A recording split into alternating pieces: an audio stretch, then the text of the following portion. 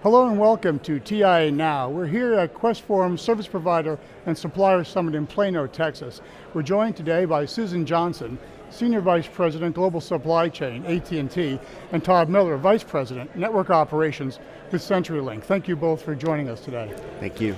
If I may, Susan, let me kick off with a question to you regarding how AT&T measures network reliability and performance, and what role Quest Forum has played in that. Well, I think it's a great question, John, to bring up since we're hitting here at the Quest Forum conference and talking a lot about quality. So let me start out and say what I think Quest and TL9000 has done. We used to spend a lot of time back and forth bickering and in some cases conversing about what are we measuring? How are we measuring quality? What metrics are you looking at? What metrics am I looking at? The amazing thing that TL9000 has really done for us is to shorten the dialogue. We have a common language. Our vendors all understand the common TL9000 metrics that we're measuring throughout our network, and we do monthly scorecards to measure them. There's no dialogue about what we're measuring, it's just how do we continue to work together to improve. We use TL9000 metrics all throughout our technology operations area. We measure the delivery, the reliability, and the quality, and it is a well understood process that really functions very smoothly at AT&T. And Todd, for CenturyLink.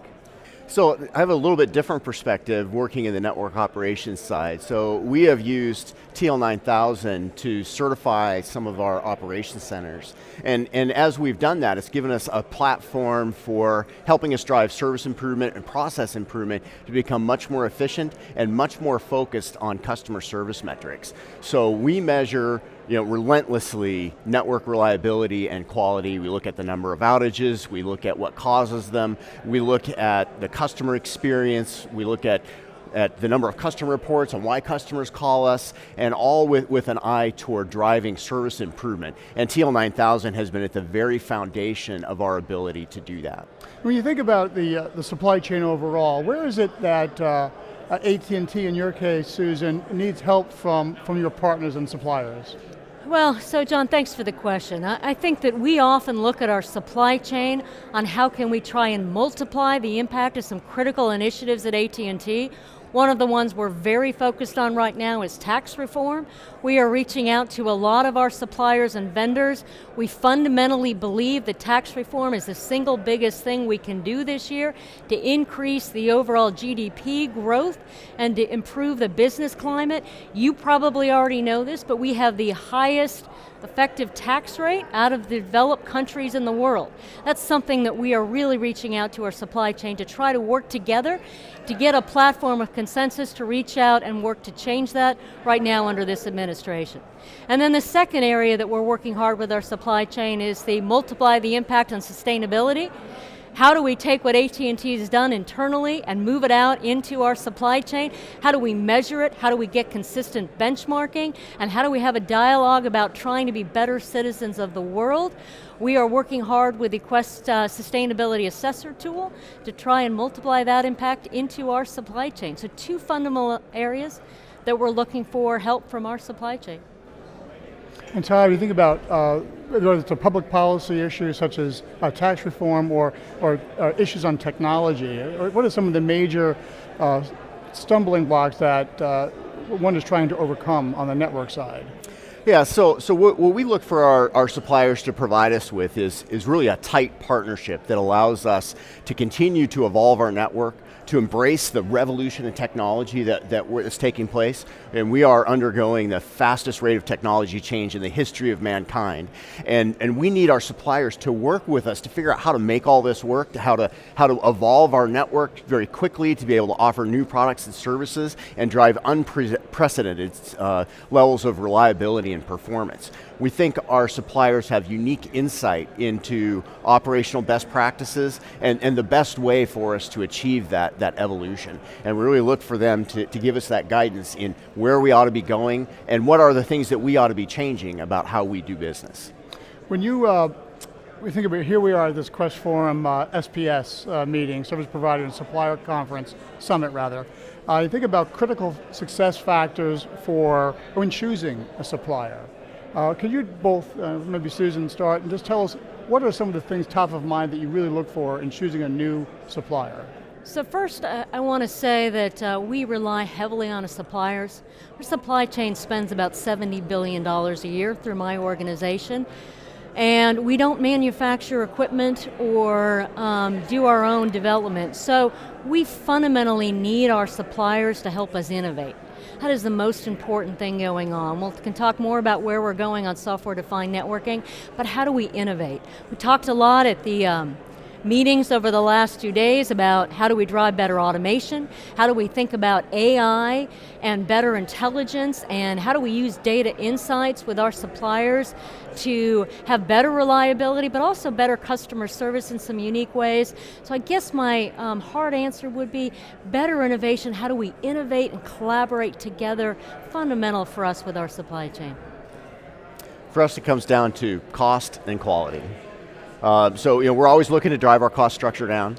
We're looking to spend less on technology and be able to get more for it. That's a relentless focus for CenturyLink.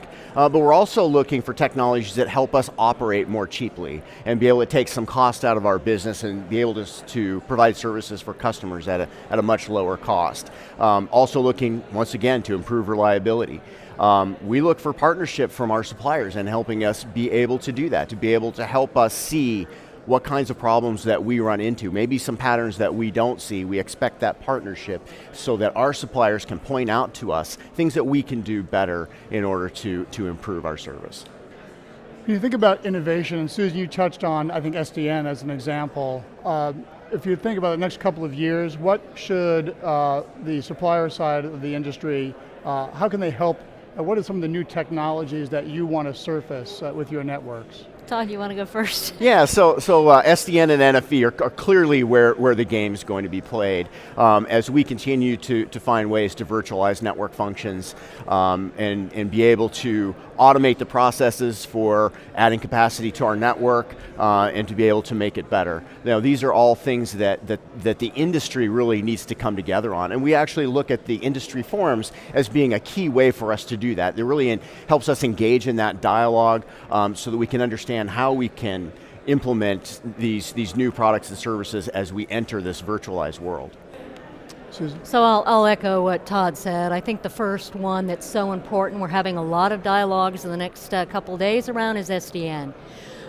We are hitting some hard targets with AT&T. We hit over 30% of our network functions virtualized last year. This year we're heading towards over 50% as the target. So hitting a tipping point where we have over 50% of our functions virtualized, that means that we need to start working with our suppliers to drive some of the efficiencies in the background and to drive some of the quality measurements on virtualized network functions and to try to now take it from innovation to process improvement, which is where we're going, and how we really reach that tipping point to try to drive down costs, to Todd's earlier point. That's why we're virtualizing so many of these functions, the efficiency, the costs, and also the flexibility in the cloud platform to have these virtual functions that are able to move around and respond on a more reliable basis.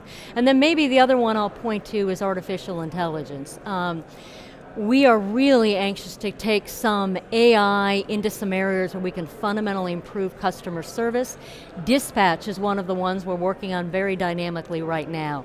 How do we get better feedback on why we're being dispatched to a home, what the problem is, how do we take input from the customer earlier to make sure the tech is prepared, how do we do more dynamic dispatch to get more jobs done in the day, fundamental metric for both of us in our industry, better efficiency, better customer service. I think AI has got the opportunity to really sort of break where we're going on that in a very fundamental way. Earlier today we heard of the merger between Quest Forum and TIA, and that's quite a momentous occasion for both organizations. Could you tell our audience a bit about, certainly this combined organization would have over 500 member companies, largely on the supplier side, but on the service provider side as well. But what should the more broad membership of TIA expect in working with both of your companies? And Todd, maybe I ask you to. Yeah, so it's a really exciting opportunity for us to now improve our partnership with the supply chain and really work with our suppliers and engage in that dialogue that helps drive the industry forward. There's so much that's changing. And as the consumers of the technology and the companies that spend money on it, it gives us a chance to really make sure that our suppliers understand where we're going, understand what we need, and that we work collaboratively in a way that will bring that technology to bear. So great announcement today. Well, AT&T is involved heavily in Quest and also with TIA. And I'm really excited, I think like Todd is, to how to bring those two great organizations together.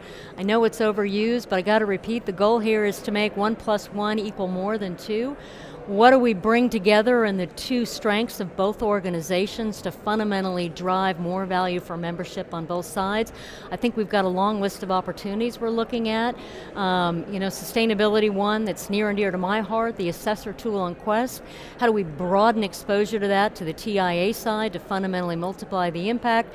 And how do we bring together the strength on the policy side with the quality strength on Quest to really bring those two together in a dynamic way to have an impact even faster on where we're going with quality measurements into the new technology. So really exciting and thrilled to be here to be part of the announcement.